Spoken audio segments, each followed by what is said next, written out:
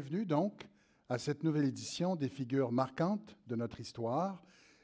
Et pour cette 6e saison, les personnages qui sont mis de l'avant sont des hommes et des femmes qui ont défendu ou incarné le grand idéal de la liberté.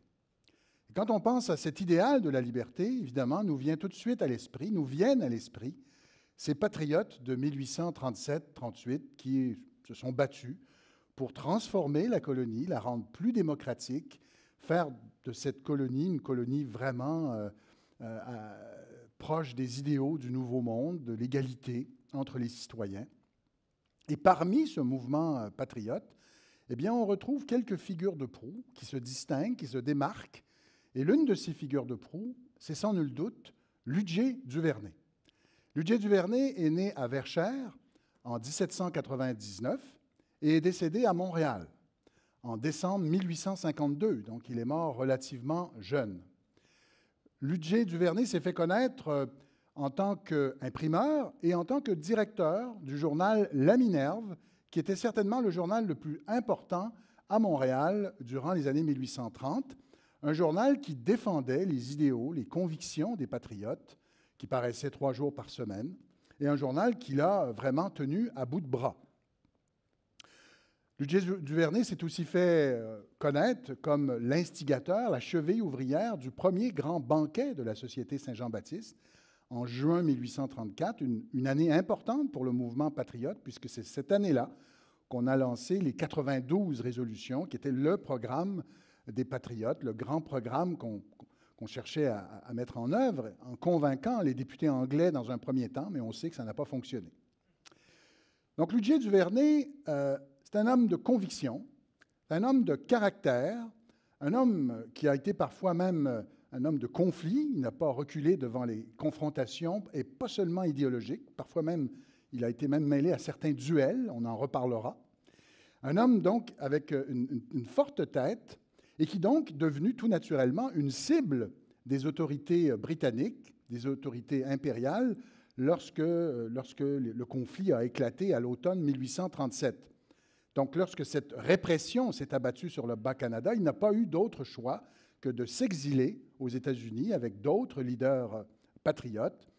Et il a été donc le témoin, sûrement triste, des déchirements du mouvement patriote aux États-Unis. C'était à ce moment-là très difficile pour le mouvement de se définir une ligne politique claire. Donc, après cette dure période d'exil avec sa famille, il est revenu au Québec et il a relancé la Minerve, il a réactivé aussi la Société Saint-Jean-Baptiste et il s'est rangé dans le camp des réformistes dirigés par Louis-Hippolyte de La Fontaine, mais non sans déchirement, non sans éprouver un certain dilemme, puisqu'en se rangeant du côté de La Fontaine, il devait prendre ses distances du chef historique des patriotes, Louis-Joseph Papineau, qui, en revenant de son exil en 1845, allait se ranger, lui, du côté de ceux qui souhaitaient le rappel de l'Union, donc de sortir de cet empire britannique. Alors, pour nous parler de ce personnage, de cette figure de proue du mouvement patriote, nous avons invité certainement l'un de nos plus grands spécialistes de ce mouvement et de cette époque. Grand spécialiste reconnu par ses écrits, on lui doit notamment Patriotes et loyaux, publié en 2004, et Une brève histoire des patriotes, publié en 2015, les 2 livres chez Septentrion et d'autres publications, bien sûr. C'est aussi quelqu'un de très engagé dans la diffusion de l'histoire. Il est très engagé dans des conférences, il est même engagé sur le site Web, il a créé son propre site Web il y a déjà longtemps sur le mouvement patriote. Donc c'est quelqu'un qui souhaite mieux faire connaître non seulement l'histoire des patriotes, mais l'histoire du Québec en général. Et évidemment, il est très actif aussi dans l'enseignement. C'est un professeur au Cégep du Vieux-Montréal. Donc je suis très heureux d'accueillir ce soir M. Gilles Laporte.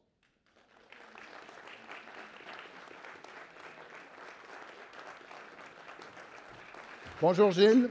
Bonjour, bonjour. Merci d'être là. Alors Gilles, merci. Gilles Laporte, merci d'avoir accepté cette invitation. Vraiment, quand on pense au Québec, aux patriotes, vient quasiment tout de suite à l'esprit votre travail, votre enseignement, votre contribution. Vous aviez créé un site web. Vous étiez vraiment un avant-gardiste. En quelle année aviez-vous créé ce site? Ah, c'est en 94. En 94, il n'y a pas grand monde qui était sur le web à ce moment-là. Vous posez la question, c'est l'époque où les journaux faisaient des articles sur les nouveaux sites web qui sortaient au Québec. Alors, j'ai un article qui fait part de l'apparition d'un nouveau site consacré aux patriotes. Et puis, je l'ai nourri. Il y a eu des collaborations d'étudiants. C'est aujourd'hui, apparemment, le plus grand site privé consacré à l'histoire au Québec. Ben, bravo, félicitations. D'où ça vous vient, ce feu sacré pour les patriotes, cette passion pour cette période et ce mouvement? Bon, écoutez, rappelons que d'abord, je suis historien amateur, c'est-à-dire que je suis d'abord enseignant au niveau collégial. Puis à ce compte, les patriotes, la rébellion de 1837 offre un laboratoire extraordinaire qu'on y pense. C'est la diversité des dimensions. C'est à la fois un phénomène international, hein? C'est l'Empire britannique, il y a des intrigues russes, il y a des espions un peu partout, il y a de la géopolitique chez les patriotes. Il y a aussi une dimension politique, parlementaire, constitutionnelle, nationaliste, mais il y a aussi une infinité de drames humains, de femmes, d'hommes, d'enfants qui vont vivre des tragédies, parfois des moments euphoriques, mais toujours dans l'excès. C'est en somme autant une dimension mondiale qu'intime qu'on voit avec ça. En d'autres mots, c'est bien suffisant pour amuser un historien toute sa vie que de voir en somme c'est la profondeur de ces événements. J'ajouterais aussi qu'on ne peut pas, je ne crois pas, mentionner un événement qui soit comparable aux rébellions à propos du destin du peuple québécois. C'est-à-dire, on imagine mal qu'il y ait eu d'autres moments dans l'histoire où toute la tragédie du colonialisme, de la condition québécoise, en somme, se soit posée avec autant d'acuité qu'en 1837-38. Et au cœur de cette grande tourmente historique dans notre histoire, il y a le personnage de Ludier-Duvernay. Vous nous avez envoyé évidemment une note de recherche pour nous préparer, et vous disiez, au fond, la vie de Ludier-Duvernay se confond avec le mouvement patriote. Oui, comme vous l'avez dit d'entrée de jeu, c'est un enfant du siècle, né en 1799, donc on peut dire son âge à tous les moments. Donc il est dans la vingtaine quand le mouvement patriote naît. Il est dans l'euphorie d'un nouveau mouvement politique. Il a 30 ans lorsque le mouvement patriote prend des forces, lorsqu'on dépose les 92 résolutions, lorsqu'on entre en rébellion, il est dans la force de l'âge. Il va ensuite être exilé aux États-Unis. Et quand il revient, il est déjà dans la quarantaine. Ouais. Alors donc, il va vivre aussi son choc de la quarantaine, à l'instar du mouvement patriote, en étant celui qui va peut-être rétrograder sur ses positions un peu radicales de jeunesse, etc. En ce sens, il est un microcosme, selon moi. En tout cas, un de ces personnages exemplaires. Il nous aide à la fois à comprendre le sursaut, l'intensité du mouvement patriote. Il nous aide aussi à comprendre, je dirais, que le mouvement ait pu s'essouffler un temps. Lorsqu'on va fouiller un peu mieux ses motivations, on va peut-être comprendre comment l'héritage patriote a pu se dissoudre dans un projet tel que l'Union et, pourquoi pas, la Confédération canadienne un peu plus tard. Oui.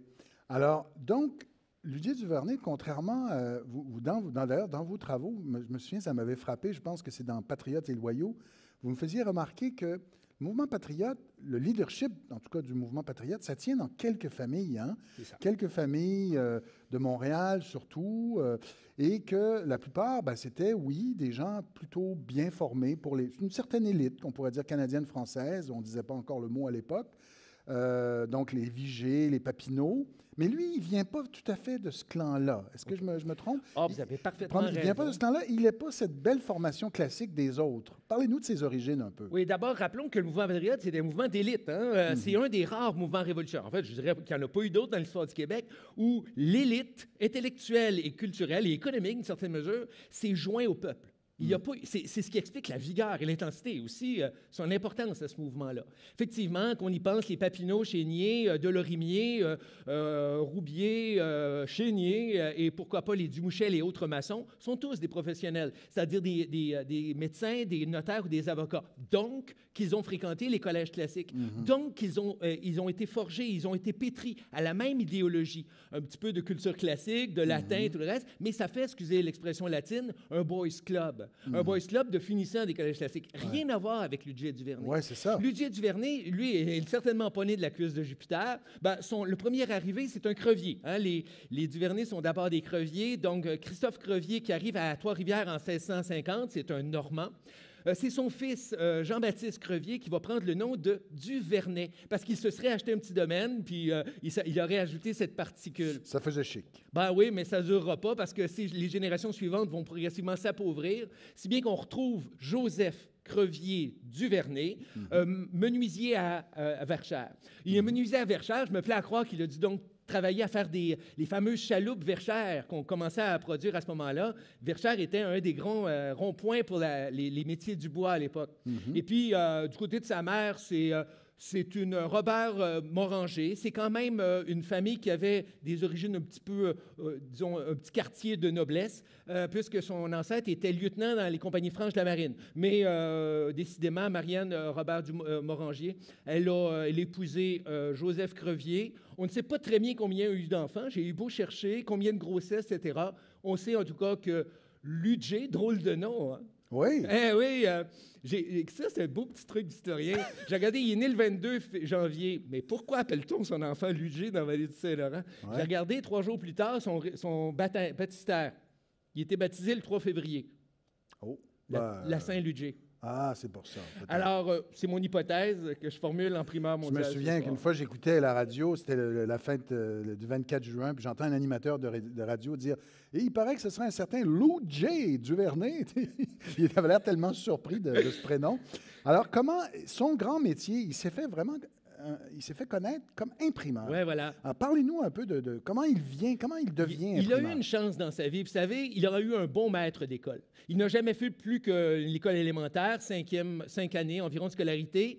Louis Labadie, un extraordinaire professeur de rang qui d'ailleurs faisait école un peu partout dans les villages de la Rive-Sud. Et il y a eu un coup de foudre entre Louis Labadie et Ludger Duvernay. C'était un maître qui l'a beaucoup marqué et qui aura, même s'il aura fréquenté que quelques années, fait de ce jeune homme de 13 ans une bonne tête, comme il disait, une bonne tête bien faite plutôt qu'une tête bien pleine. Et c'est lui qui recommande à Ludger de devenir apprenti imprimeur. En lui disant, c'est ce qui est très joli, il dit, écoutez, Ludger, vous ne venez pas d'une classe aisée, alors certainement que le métier d'imprimeur ne vous donnera pas accès aux professions libérales. En revanche, il va vous mettre en contact avec eux. Et en ce sens, ça l'aura parfaitement réussi. Néanmoins, il vous faudra travailler fort et il va travailler fort. À l'âge de 13 ans, donc, il quitte maman-papa et il s'en va comme apprenti à l'imprimerie de Fallon, le Spectateur canadien, un journal de Montréal qui avait besoin d'un imprimeur. Il est pris en apprentissage. L'apprentissage, à l'époque, c'était la manière ordinaire d'apprendre n'importe quel métier.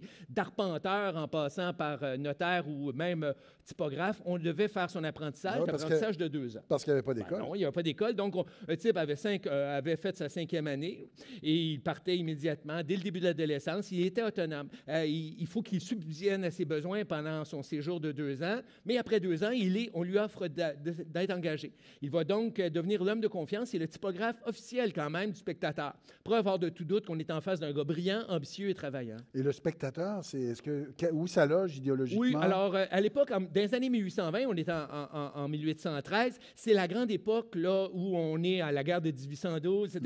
Alors, les journaux sont plutôt alignés. Il n'y a pas de grand clivage politique. C'est un journal libéral, mais qui est à l'époque bilingue. C'est le Spectateur ou le Spectator, qui va devenir le journal de Jocelyn Wheeler un peu plus tard. C'est un journal libéral aligné surtout sur la défense des intérêts irlandais et canadiens. C'est comme ça qu'il se présente. Et vous nous dites que c'est finalement à Trois-Rivières qu'il va vraiment lancer son premier journal. Voilà. Alors, c'est très intéressant. Il y a un type dont tout le monde devrait connaître le nom, c'est Denis Benjamin Vigé. Oui. Denis Benjamin Vigé, il a 2 qualités. Il était riche et il aimait beaucoup les journaux. Il croyait beaucoup aux journaux. Il n'y a pratiquement pas de journaux patriotes ou libéraux de la première moitié du 19e siècle qui n'est pas d'une manière ou d'une autre lié à ce fameux Denis Benjamin Vigé. Alors, c'est son nouveau protecteur. Après Labadie, Vigé prend Duvernay sous son aile et lui dit « Vous devriez lancer une affaire d'imprimerie à Trois-Rivières. Montréal, c'est saturé, Québec aussi, mais on aurait pu lui répondre, mais il n'y a jamais eu un journal qui est sorti en dehors de Montréal et Québec. Bien, vous seriez le premier. » Il est effectivement le premier. Imaginez, à 17 ans. À 17 ans, il fonde le premier journal jamais paru hors de Montréal et Québec, dans la province de Québec. Un journal qui s'appelle tout bonnement le Journal de Trois-Rivières et qui est à lignée libérale, mais qui se veut, en somme, d'abord un journal qui veut se vendre. Alors, il y a des nouvelles de tout et de rien. Il s'aperçoit rapidement que le marché est relativement limité. Hein. Imaginez Trois-Rivières, à l'époque, c'est 2000 habitants, y compris le village. Alors, il va chercher... tout le monde qui sait lire. Il faut qu'il cherche des abonnements jusqu'à Gentilly, jusqu'à même Terrebonne, parfois. Alors, il va avoir un journal qui s'appelle le Journal de Trois-Rivières. Il a de la difficulté financière. Vous savez, un journal, à l'époque, c'est particulier. Il va avoir à vendre des abonnements, mais aussi à obtenir des contrats pour des annonces. En tout cas, par la suite, il va fonder. Son journal va fermer en 21. Il va ouvrir ensuite le Constitutionnel. Il va même tenter sa chance avec un journal qui s'appelait L'Ami de l'Église et du Roi. Vraiment, il faisait flèche de tout bois. Et entre-temps, pour rentabiliser sa petite fabrique typographique, il imprimait des livres. Il imprimait des feuilles de musique. Oui, parce que c'est ça, un journal, c'était aussi une imprimerie, puis on pouvait Une rentabiliser imprimerie, les presses. il imprime des livres, parfois sans avoir les droits, et il tient lui-même librairie. Alors, c'est vous dire comme il est actif à Trois-Rivières. C'est un homme d'affaires. Ah ben oui, d'autant plus qu'il met en place son réseau. On retrouve le nom de Ludger Duvernay. Il a 19 ans quand il devient responsable des inspections des incendies et les systèmes d'aqueduc, franchement, à Trois-Rivières. Alors, il se fait bien voir. On le voit comme un bon garçon bien élevé qui peut aider sa communauté. Mais finalement, il va se heurter à un problème fondamental. C'est la petitesse du marché de Trois-Rivières pour un journal. Ça va prendre ensuite plusieurs années avant que quelqu'un tente à nouveau l'aventure. Je pense que ça va être le Bien public, le prochain journal qui va ouvrir à Trois-Rivières. Et là, mais dans les années, là, on arrive dans les années 20, il va aller vers Montréal. Juste avant de parler de la Minerve, peut-être nous décrire le monde de la presse dans les années 20, 1820, dans le Bas-Canada. En gros, ça ressemble à quoi? Ça ressemble à ça. Ah, intéressant. Alors, écoutez... ça tient exactement comme ça, d'ailleurs. Oui, tout à fait. Ça, c'est un journal de 1844, le Journal de Québec. Il a bien changé, vous allez me dire, mais c'était un des adversaires de Ludger Duvernay à Québec. Et le Journal de Québec, c'est un procédé qui n'a pas beaucoup changé depuis Gutenberg.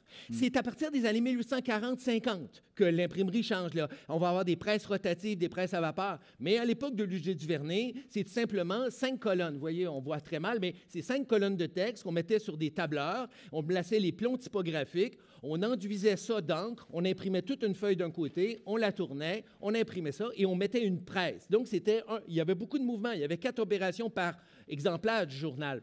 Mais c'était relativement économique. Les journaux pouvaient fonctionner avec 2-3 employés seulement. Il paraissait, comme vous l'avez dit, 2-3 fois par semaine, sans plus. Et tout compte fait, c'était une opération qui était peu coûteuse et surtout qui ne durait pas longtemps. Les gens sont frappés quand on leur dit qu'un journal pouvait durer 3 mois, 4 mois. Prenez par exemple à Trois-Rivières, ils lancent un journal qui s'appelle l'Argus, journal électrolique. Journal électrolique pour dire qu'il va durer le temps des élections. Et c'est bel et bien ce qui est arrivé. Il a duré 2 mois, le fameux Argus. Donc, on change, on fait faillite, puis on repasse sous un autre nom. Le seul élément saillant là-dedans, c'est le titre que vous voyez, mais le titre, il est même pas sur une gravure sur cuivre. Hein? Vous êtes déçus sans doute. Le Journal de Québec de Joseph Cochon, c'était simplement des grosses lettres qu'il avait mis en guise de logo, si on veut. Alors, c'est assez blafard. C'est des textes, essentiellement des textes, généralement des textes de romans, parce qu'il y a une vocation éducative dans un journal. Il y a aussi des nouvelles politiques. Et surtout, il y a ce qu'on appelle des annonces. Vous voyez ici, c'est ça. Donc, les 3 sources de revenus d'un journal, les abonnements, parce qu'il n'y a pas de point de vente. Ensuite, les annonces pour dire « Je vends du lard salé, venez me retrouver au bout du quai de Trois-Rivières ». Et, bien sûr, les avis publics des gouvernements qui ont tellement fait jaser. Les avis publics, ce que vous voyez dans les journaux encore aujourd'hui, là où on annonce qu'il y a des travaux qui vont être entrepris, les gouvernements paient pour ça et les journaux rivalisent pour obtenir ces contrats-là. D'où l'importance d'être bon bord. Quand un gouvernement prend le pouvoir, on veut avoir les lucratifs contrats d'avis public. Voilà. Mais donnez-nous aussi une idée. Par exemple, il y a le journal Le Canadien qui avait été fondé à Québec. Alors, les journaux, disons, de langue française, là, les plus importants avant qu'ils lancent... Bon an, mal an. Ouais. Jusqu'en 1850, on retrouve une douzaine de journaux à l'échelle du Bas-Canada. En général, en nombre égal à Montréal et à Québec. La moitié sont anglophones, l'autre moitié est francophone. Les grands journaux anglophones sont déjà là, Montreal Gazette, Montreal Herald, Québec Mercury. Ces journaux-là ont une riche clientèle, la clientèle des marchands britanniques qui sont riches, qui peuvent acheter un journal qui est cher, mais aussi riches pour placer des annonces. Alors, ces journaux-là ont beaucoup plus de tirages. Un journal comme le Montreal Gazette tire à 6 000 exemplaires, ce qui, à l'époque, est important. À l'autre côté, les journaux francophones comptent sur une clientèle plus pauvre qui annonce moins. Donc, on tire moins d'exemplaires. Alors, des journaux comme Le Canadien, comme, je ne sais pas moi, l'Aurore des Canada, ou bien un journal comme Le Spectateur, tiraient à 200-300 exemplaires. Donc, à la limite, là, 10 fois moins.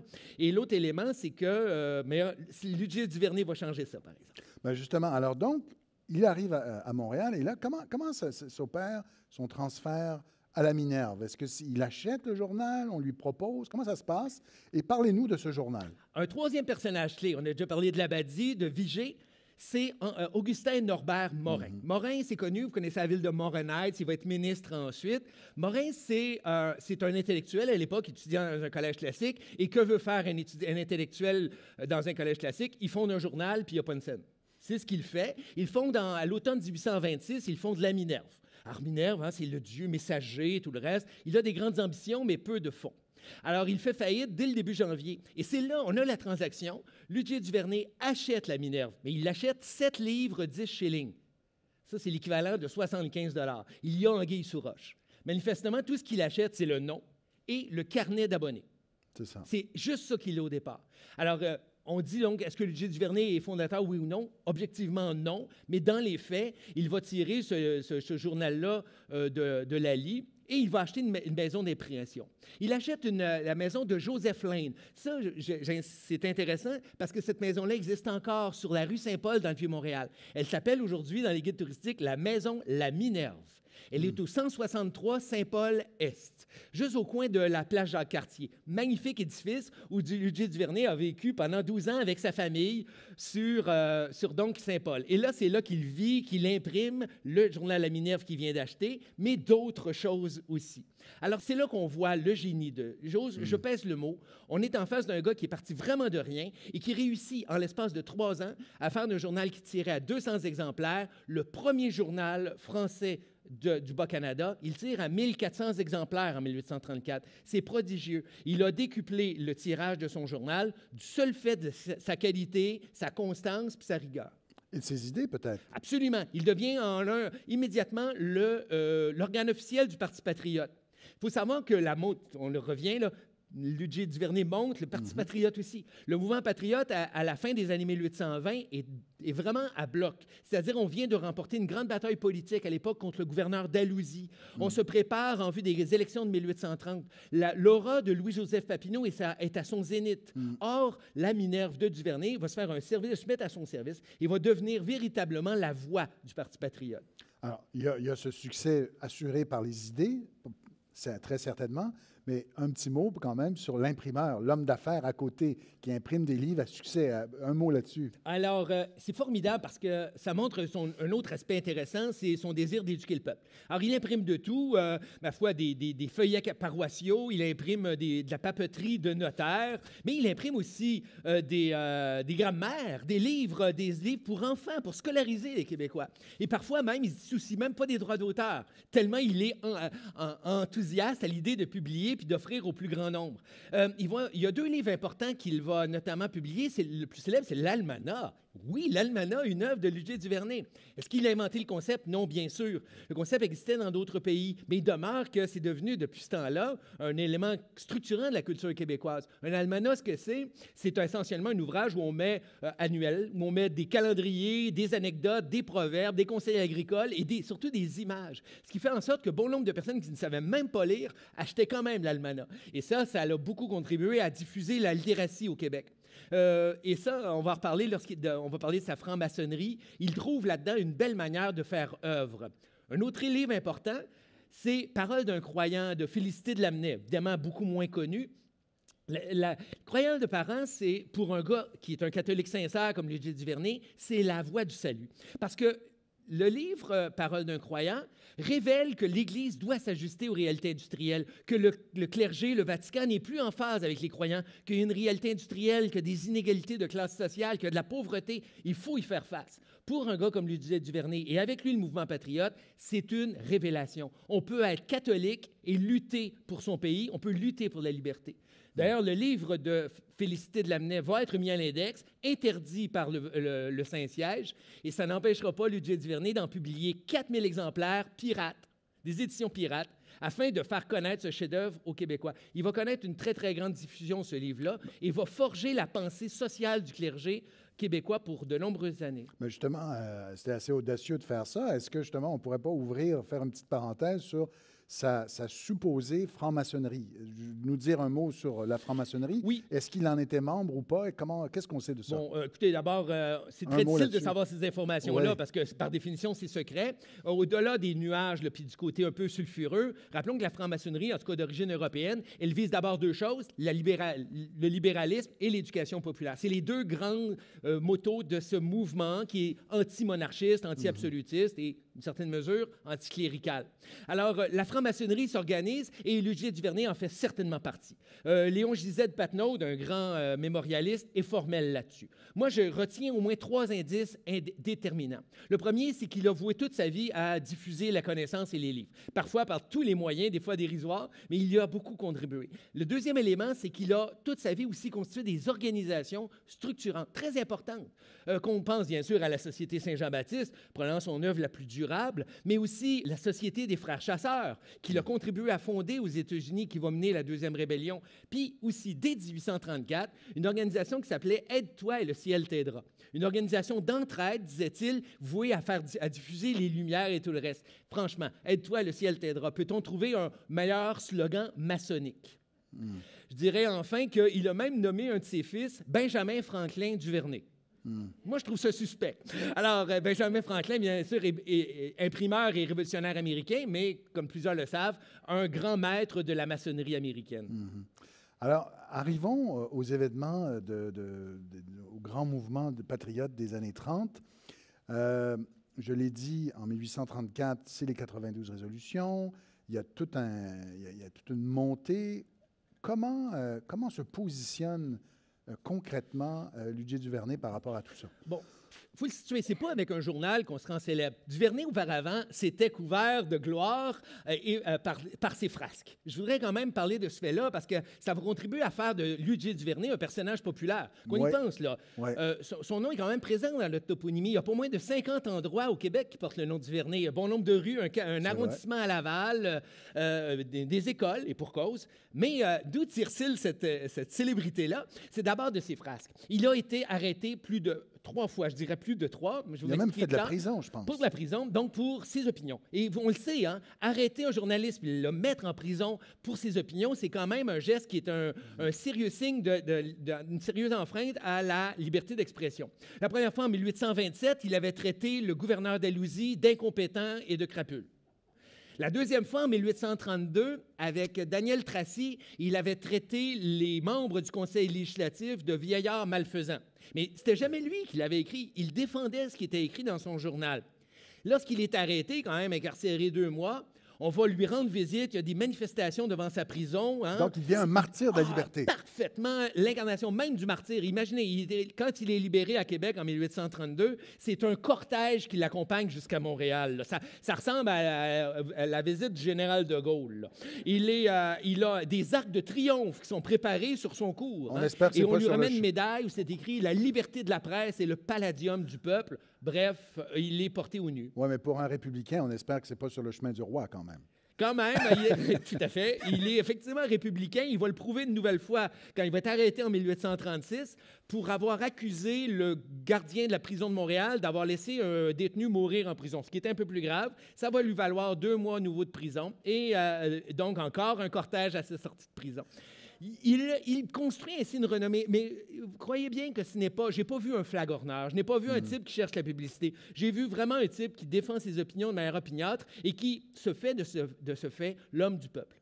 Oui, mais est-ce que ça va même aller jusqu'à des duels? Racontez-nous. Oui, alors rapidement, parce que c'est bien documenté maintenant par un magnifique ouvrage de Agédius Fauteux. Le duel, évidemment, vous en doutez bien, est une tradition qui se perd à cette époque-là. Et ça demeure quand même... À cette époque-là, ça se perd. Oui, ça se perd. La grande époque des duels au pistolet, c'était le 18e siècle, là, mais dans la vallée du Saint-Laurent, en 1800, disons que c'est moins courant. Ça demeure un sport d'aristocrate.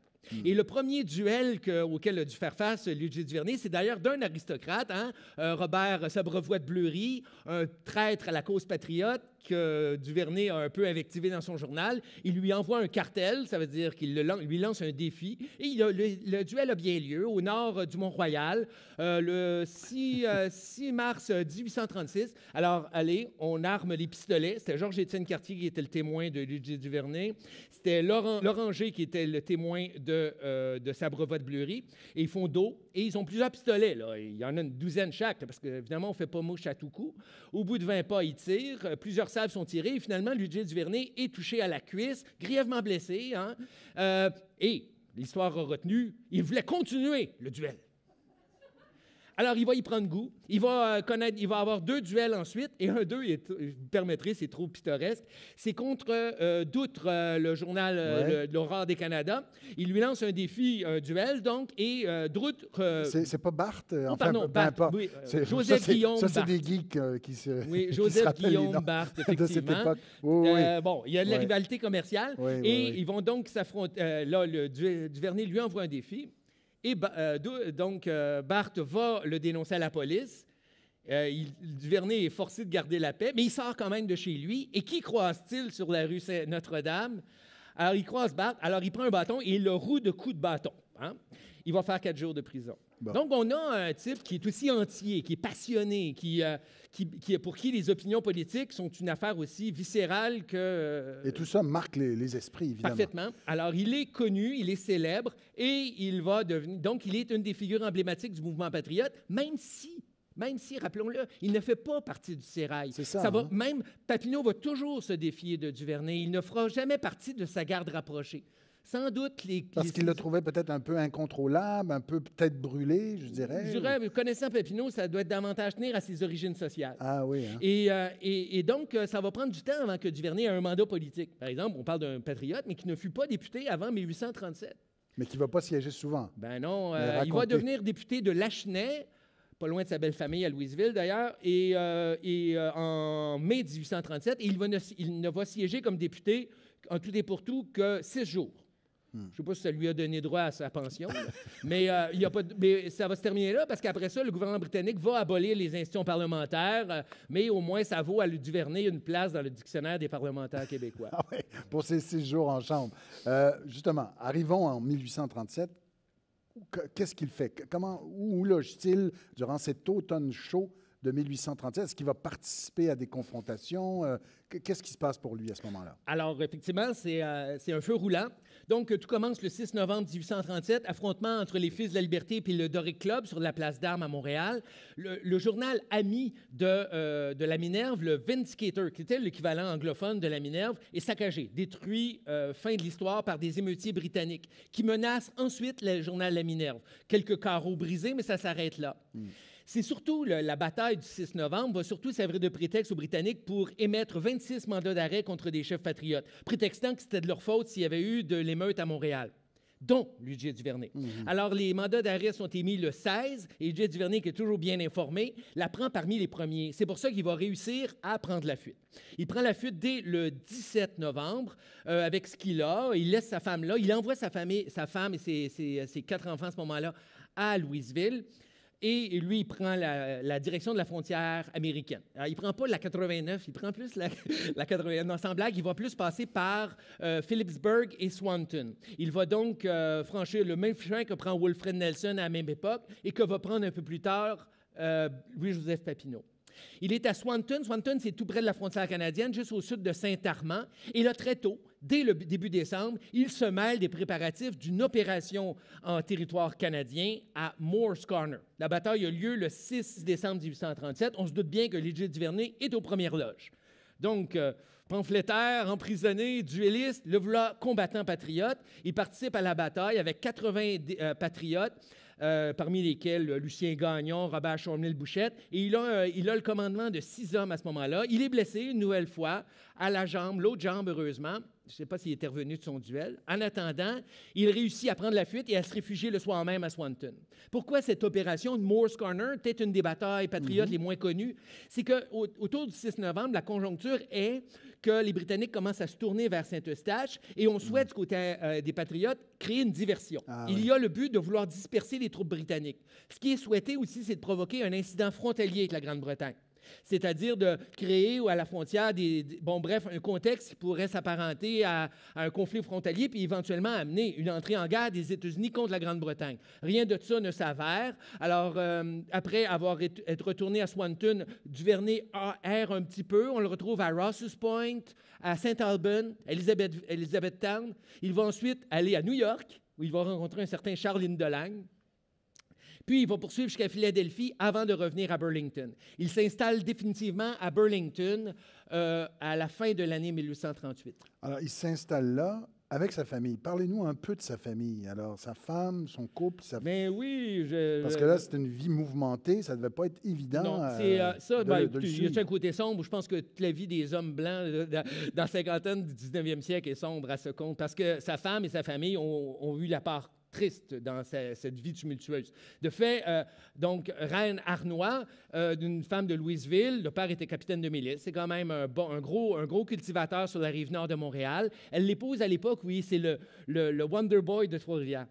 Et il l'amène à Montréal. Elle va vivre toute sa vie en haut d'une imprimerie, hein? Une imprimerie avec les odeurs de poussière, d'encre et malheureusement trop souvent d'alcool aussi. Qu'on sache que le problème d'alcool de Duvernay est avéré. Ah oui. Parfaitement. Il battait régulièrement ses employés. C'est Jean-Marie Lebel qui nous l'affirme, c'est qu'il arrivait, lorsque le journal était en retard, qu'il enferme ses employés dans l'imprimerie, leur laissant chacun qu'une bouteille de gin et les intimant de ne sortir de là que lorsqu'il aurait un journal. Il y a un bon roulement de personnel. On est loin des normes minimales du travail, là. Oui. Et donc, mes reines, avec, écoutez, 9 enfants nés, dont 4 vont mourir en bas âge, et donc, il faut les traîner. Lorsque Duvernay arrive à Burlington, il a la belle surprise de voir que son épouse rapplique avec les 5 enfants, et pour cause, parce qu'un était né entre-temps, et donc parce qu'ils sont sans ressources à Louisville, où d'ailleurs la réputation de Duvernay n'est pas très bonne. Hein? Imaginez, vous êtes l'épouse d'un révolutionnaire exilé aux États-Unis. Le beau-père n'aime pas beaucoup la publicité que ça lui fait. En tout cas, en attendant, il doit subvenir aux besoins de sa famille. Il est pauvre comme Job. Il n'arrive à subvenir à ce moment-là à ses besoins avec des retours d'abonnement non payés à la Minerve. C'est pas terrible. Donc, l'essentiel de sa correspondance consiste à envoyer des lettres à ses anciens clients pour leur demander de payer leurs dettes. Alors, c'est assez difficile. Heureusement, ça va mieux aller après les rébellions puis après les années 40. Ces 2 filles, Joséphine et Clara, vont connaître des bons mariages. Et ces 2 fils, Louis-Napoléon et Ludger Denis, vont hériter de la Minerve plus tard et vont la faire prospérer. Parfaitement. Et aujourd'hui, les Duvernay sont une branche bien en forme. D'ailleurs, ils fournissent des joueurs de football, la Ligue nationale. Alors, mais il faut imaginer dans le cadre des années 30 et de l'exil combien ce fut difficile pour cette femme, sa famille. Et ça va beaucoup peser sur les décisions que va devoir prendre Ludger de revenir à Montréal. Alors, parlons un mot, parce que c'est vraiment pas connu, même dans la mémoire collective, ou même ceux qui s'intéressent beaucoup à l'histoire. Ce qui se passe parmi les exilés aux États-Unis à ce moment-là, vous nous dites qu'il y a 2 camps et ça branle dans le manche. C'est pas évident de trouver une ligne politique qui puisse rassembler, rallier les gens. Alors, décrivez-nous peut-être rapidement les 2 camps et quel camp va choisir Oui, parce Duvernay. qu'on peut devenir rapidement très technique à propos de... Mais rappelons le contexte. Lors des rébellions, il y a eu beaucoup d'exilés aux États-Unis. Entre 4 et 500 y vivent. Là. Ce sont pour la plupart des gens, des professionnels qui ont pris la fuite, qui sont poursuivis au Canada, et s'ils rentrent, ils vont aller en prison, qui sait, ils vont être peut-être pendus. Alors, ils errent. La plupart ne parlent pas anglais. Ils vivent au pourtour du lac Champlain, donc dans les villes que j'ai mentionnées tantôt, dont Duvernay, mais aussi, mon Dieu, Louis-Joseph Papineau lui-même, Edmund Bailey O'Callaghan, le Wolfred Nelson, ils sont tous aux États-Unis en train de végéter jusqu'à un certain point en attendant des nouvelles, mais essayant de peut-être voir à relever le mouvement réformer, c'est qui sait, peut-être tenter une nouvelle invasion du Canada. Ils l'ont tenté en 1838, l'invasion du Canada, celle des frères chasseurs, mais ça a rapidement échoué, mais ils ne renoncent pas. Alors, tout le long de l'année 1838, 39, 1840, ils sont là à se regarder comme des chiens de faïence et évidemment, les querelles émergent. C'est la faute d'un tel, d'un tel, d'un tel. On pourrait dire qu'il y a effectivement deux groupes qui finissent par se constituer. Un premier, c'est ce qu'on appelle le groupe de Swanton, autour d'un journal patriote anglophone qui s'appelle le North American, autour d'un gars qui s'appelle Édouard-Élisée Talentin Mayotte, et puis d'autres mondes comme Étienne Chartier, comme le docteur Côté, qui sont des très révolutionnaires. Eux, ils veulent la République, ils veulent la libération du peuple du Canada, quitte à s'annexer aux États-Unis.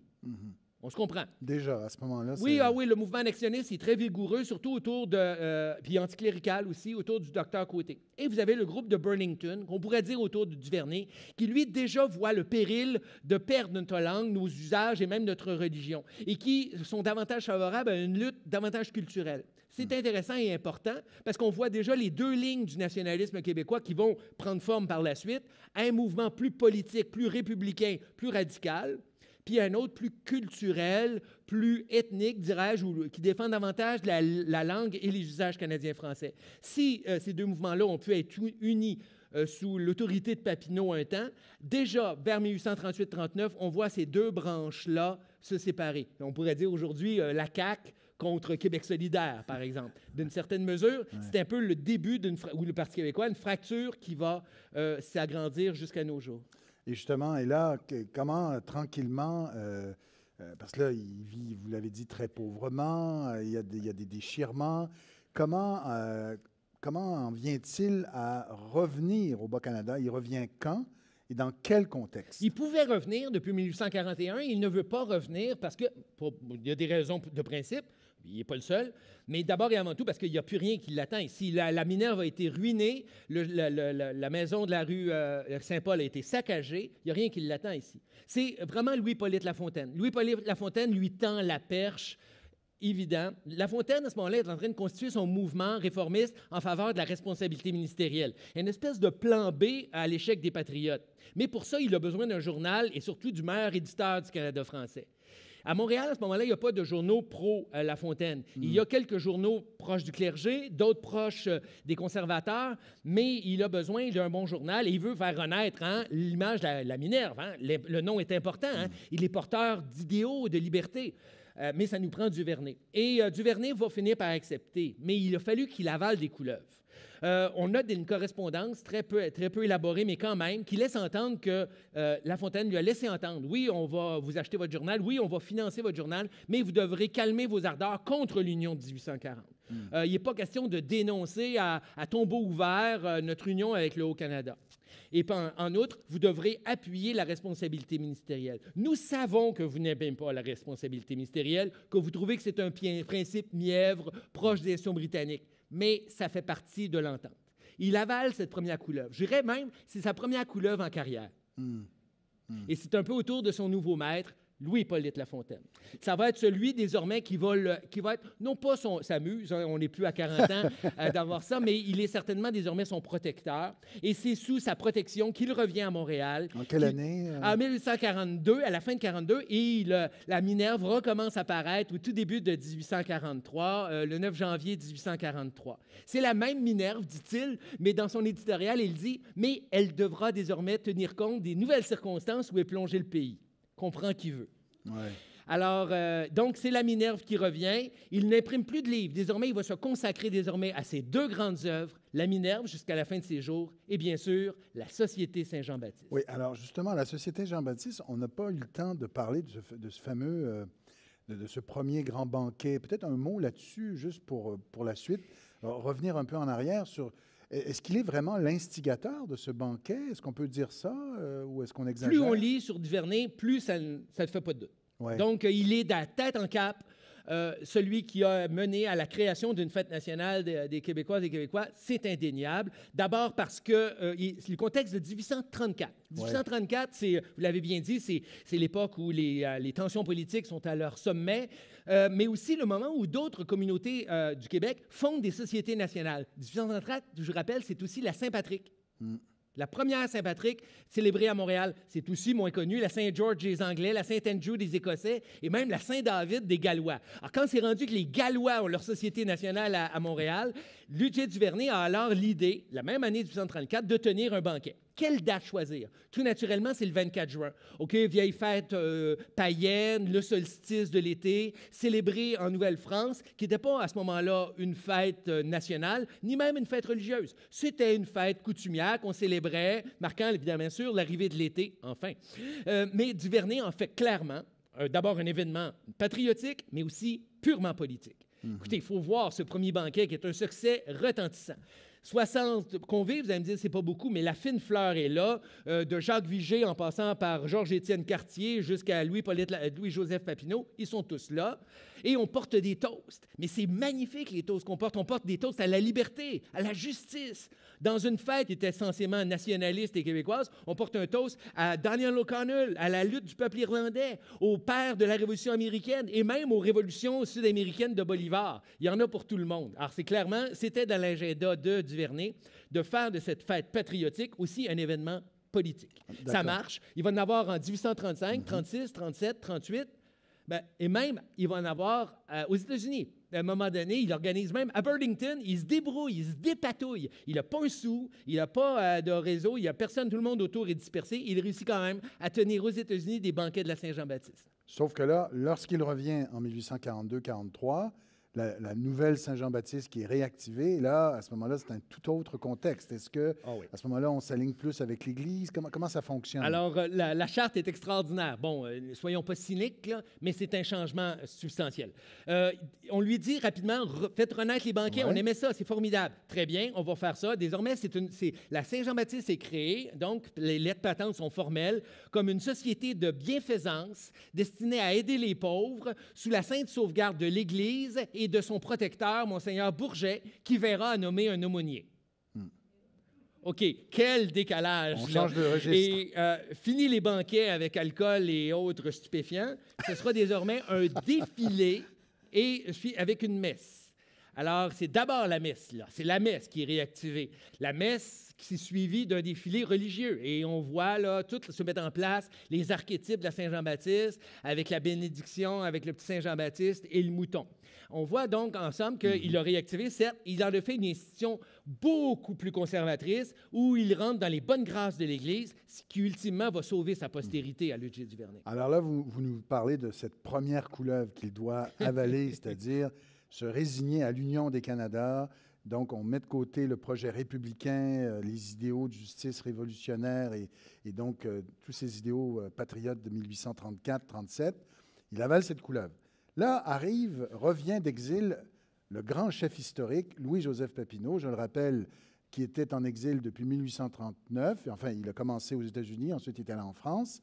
Et là, il revient, et là, on attend pour voir où va loger Papineau. On imagine que tout le monde est sur le qui-vive. Va-t-il rallier La Fontaine ou va-t-il aller du côté des plus jeunes? Alors, comment ça se passe du côté de Duvernay par rapport à Papineau? D'abord, est-ce que les deux hommes étaient assez proches? Non, vous avez dit que tout à l'heure, il y avait un petit fossé entre les deux, mais comment se positionne-t-il au milieu des années 40? Rappelons que tout ce monde-là, là, de Georges-Étienne Cartier à Louis-Paulet de La Fontaine, à Ludger Duvernay, qui ont désormais embrassent l'Union et le gouvernement responsable, ce sont tous d'anciens lieutenants de Louis-Joseph Papineau. Ouais. Donc, quand il revient, excusez, je fais l'image avec le film Le Parrain, c'est un peu comme quand Don Corleone revient. Là. Ouais. Don Corleone, il revient, c'est « Bonjour, padre ».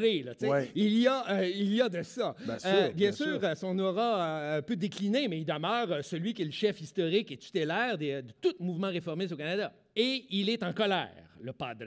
Il est en colère contre ses lieutenants qui considèrent avoir bradé notre héritage libéral et patriotique au profit de carrières personnelles. Et il pointe en particulier Louis-Hippolyte Lafontaine. Ça va être une deuxième couleuvre à avaler pour Duvernay qui admire Papineau. Ouais. Il l'admire profondément, c'est indéniable, et jusqu'à la fin, il va lui vouer une grande admiration, mais c'est de trop. Alors, Ludger Duvernay, devoir participer à l'opération de déstabilisation de Papineau. Une opération assez sordide qui va consister à pointer Papineau comme étant un être erratique, autoritaire, qui abuse de ses pouvoirs, mais surtout qui aurait trahi en 1837 en prenant la fuite. C'est la fameuse fuite de Papineau. Et la Minerve de Ludger Duvernay va se mettre au service de ce discours-là, consistant à déboulonner Louis-Joseph Papineau afin qu'il perde de son aura politique. Pour Duvernay, ça va être déchirant de devoir faire cet exercice-là, mais quoi qu'il en soit, l'exercice réussit. Et même si Louis-José Duvernay peut compter sur l'appui des jeunes de l'Institut canadien Les Rouges, il va sombrer peu en peu dans la marginalité politique. Et Louis-Hippolyte Lafontaine va en être reconnaissant à Louis-José Duvernay. Reconnaissant comment? Bien, d'abord et avant tout, en alimentant le journal, c'est-à-dire en lui offrant le contrat des avis publics, en lui faisant imprimer des papiers gouvernementaux. Décidément, si autant la première partie de la vie de Duvernay a été difficile, autant les années 40 vont se montrer indulgentes pour lui. Et il profite des largesses du gouvernement de Lafontaine, surtout après qu'il ait pris le pouvoir en 1848. Mm-hmm. Est-ce qu'on a dans les papiers personnels de Duvernay des traces justement de déchirement, de remise en question? Ça a été très difficile. Est-ce que lui-même va être un peu pointé du doigt par des plus jeunes de l'Institut canadien? Comment gère-t-il? Comment ça se passe pour lui sur le plan plus personnel, cette période-là? Petite parenthèse à propos de ce qu'on a de Duvernay. On a très peu de choses et ça a pris du temps. Il y a assez peu de biographies de Duvernay. Heureusement, il y a un très beau travail qui est accompli. C'est ça, de Georges Aubin, je dirais l'infatigable Georges Aubin, qui a publié presque toute la correspondance de Louis-Joseph Papineau, qui a publié les lettres d'exil de Duvernay avec Jonathan Lemire. Et Jonathan Lemire, effectivement, qui est mon ancien étudiant, comme quoi ils ne virent pas tous mal. On n'en doutait pas. Et de fait, il va avoir avalé de nouvelles couleuvres. Mais ce qui arrive avec la correspondance de Duvernay, c'est qu'on en a très peu de lettres qu'il ait envoyées. C'est terrible. Pourquoi? Parce que les quelques lettres qu'on a de Duvernay, surtout avant 1840, se terminent tous par jeter cette lettre, brûler cette lettre. Oui. Systématiquement. Oui. Fait que ce qu'on a, lettres d'exil, c'est les lettres qu'on envoyait à Duvernay. C'est à peu près les seules qui nous soient parvenues. Alors, de fait, qu'est-ce qu'il y en est? C'est des luttes par journaux. Il faut savoir qu'au 19e siècle, les adversaires politiques se parlaient par journaux interposés. Alors, Duvernay attaquait Denis-Benjamin Vigée par la Minerve, qui lui ripostait par l'Aurore des Canada. C'est pour ça qu'on a des conflits. C'est pas le dernier, d'ailleurs. On vient de parler de Papineau. Il va y avoir d'autres conflits contre Barthes, on en parlait. Il va en avoir aussi contre Louis-Antoine Dessaulles. Je ne sais pas si ça vous dit quelque chose. Le fondateur, d'abord, c'est un seigneur de Saint-Hyacinthe, mais surtout un libéral anticlérical. Et Louis Duvernay va l'affronter sur son athéisme. Alors, c'est un petit peu surréaliste là, que l'Aurore et la Minerve se disputent pendant des mois, à savoir si Dessaulles est bel et bien athée. C'est assez étonnant qu'il soit mort si jeune. Comment ça se passe ces dernières années? Bon, on s'entend qu'il a brûlé la vie par les deux bouts. Écoutez, quand même, 4 emprisonnements, si on compte sa rixe contre Barthes. Donc, 4 années d'exil, des blessures à répétition, passablement d'alcool. Il meurt apparemment de fluxion en poitrine, probablement un cancer du poumon, à 53 ans. Mais vraiment, il faut rappeler quand même qu'il est le premier de sa génération à mourir. Oui. Alors, c'est ça qui est intéressant. Fait qu'ils sont tous à ses funérailles. D'ailleurs, des funérailles à grand déploiement, je le redis, puisqu'il est resté en bonne grâce avec l'Église catholique, ça va faire une grande différence. Ça va être Monseigneur Bourget lui-même qui va officier à son service funéraire. C'est le maire de Montréal, Édouard Raymond Fabre, qui va porter son cercueil avec Georges-Étienne Cartier. Il y a là aussi l'Oranger, justement, qui va faire partie des Rouges plus tard. Mais il y a toute la fine fleur de la Société patriote qui est à ses funérailles. Et ensuite, on va faire la translation de ses restes. Il est mort en 1852, mais le cimetière où il est enterré va être fermé. Alors, on va déplacer le corps de Louis-José Duvernay dans un tout nouveau cimetière qui est inauguré, vous le connaissez, c'est le cimetière Notre-Dame-des-Neiges, sur Côte-des-Neiges à Montréal. Il est un des premiers, sinon le premier, à y être inhumé en 1855. Alors, c'est un grand déploiement. Les chiffres sont difficiles à croire, mais c'est attesté. Il y aurait eu 10 000, M. Bédard, il y aurait eu 10 000 personnes aux funérailles pour la translation des restes. 10 000 personnes qui auraient marché du cimetière Saint-Antoine, où se trouve aujourd'hui la place du Canada, jusqu'au cimetière Notre-Dame-des-Neiges pour accompagner Duvernay à son dernier repos. C'est prodigieux. On parle de potentiellement le quart de la population de Montréal. Ouais. Est-ce que dès sa disparition, on va récupérer son nom dans la toponymie ou ça viendra un peu plus tard? Oui, alors pour Duvernay, c'est intéressant parce qu'il n'aura pas à traverser le long purgatoire de certains patriotes. OK? Vous savez, il y a eu des modes pour les patriotes. Il y a eu, à l'époque de la Révolution tranquille, c'était Jean-Olivier Chénier qui était célébré parce qu'il était mort avec les siens. Au début du 21e siècle, suite à l'échec du référendum, c'était plus les héros sacrificiels. Ça a été Thomas-Marie Chevalier de Lorimier qui est devenu le nouveau patriote populaire. À une autre époque, à l'époque de Honoré Mercier, ça pouvait être Louis-Joseph Papineau. Mais très tôt, dès les années 1850, Ludger Duvernay est un bon patriote. Un bon patriote qui, au bon moment, a su choisir le parti de l'ordre, de la foi, de la vraie patrie. J'en veux pour preuve que si encore aujourd'hui vous allez au cimetière Côte-des-Neiges à Montréal, c'est assez difficile, mais vous irez voir, les 2 premiers monuments qui ornent l'entrée sont l'un, le monument érigé aux victimes de 1837-38, le monument érigé par les Rouges de l'Institut canadien, qui rend hommage à Papineau et à la lutte républicaine. Et de l'autre côté, il y a le monument Ludger Duvernay, impressionnante obélisque, où le fondateur de la Société Saint-Jean-Baptiste est inhumé, et où sont inhumés aussi les suivants, ceux qui vont être présidents après lui. Et c'est un monument qui fait la gloire de la patrie, de la foi catholique et de la langue française. Les 2 dimensions dont on parlait plus tôt sont parfaitement incarnées par ces 2 monuments qui se font face, qui incarnent le même idéal patriote qui est désormais partagé en 2 branches. En ce sens, Ludger Duvernay aura laissé une œuvre qui est remarquable avec la Société Saint-Jean-Baptiste, qui est aussi remarquable par la Minerve. Le journal qu'il aura crypto-fondé va lui survivre encore 50 ans. Repris par ses fils, il ne va fermer qu'à l'aube du 20e siècle. C'est dire combien il avait parfaitement réussi sa mue politique vers un Québec conservateur. Et aujourd'hui, on enregistre cet entretien en 2022. En quoi ce personnage, vous avez 1 minute, peut nous inspirer encore aujourd'hui? En quoi vous estimez que ce personnage-là peut nous inspirer? J'ai pris mes notes. L'entrepreneur, audacieux et tenace dans un contexte difficile. Franchement, un grand capitaine d'entreprise, parfois dur avec ses employés, mais qui n'aura jamais subi de faillite sous ses pieds.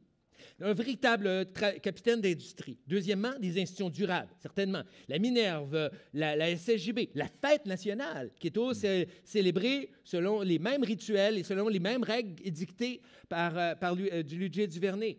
Promotion de la lecture, de la littératie, publiant des œuvres intellectuelles, mais aussi beaucoup de livres, des manuels scolaires, des grammaires, qui étaient rarissimes. C'est le plus grand imprimeur de livres en français du Québec en 1830. Une œuvre inestimable. J'ajouterais que c'est un Québécois qui se bat. Écoutez, je vous ai parlé d'un personnage qui est haut en couleur. Je vous invite à le découvrir davantage sur lui. Mais d'ailleurs, c'est un peu difficile à imaginer en 2022, un personnage aussi multidimensionnel et aussi, disons, truculent à sa manière.